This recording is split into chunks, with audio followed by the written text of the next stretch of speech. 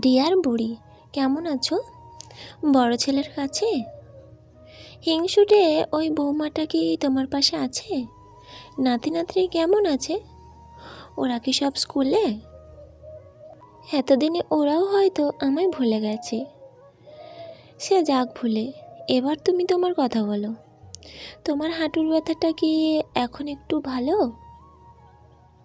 আসার সময় তোমার প্রেশার ছিল অনেক বেশি।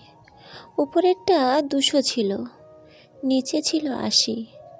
এখনও কি তোমার প্রেশার একই রকম আছে?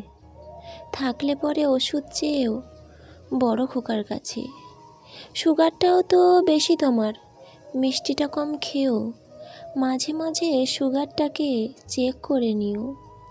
এসেছিলাম দেখে তোমার হার্টে ব্লকেজ আছে। দেখিয়েছে কি ওরা তোমায় ডাক্তারের কাছে?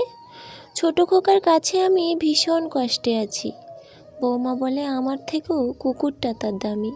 সকাল থেকেই বাজার হাটার যত ঘরের কাজ বৌমা আমায় করিয়ে নিয়ে দেখায় আবার বাজ।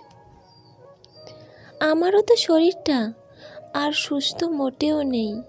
হাত পাগুলো কাঁপতে থাকে, উঠে দাঁড়াই যেই। কি আর করব, এটাই হয়তো বুড়ো হওয়ার জ্বালা।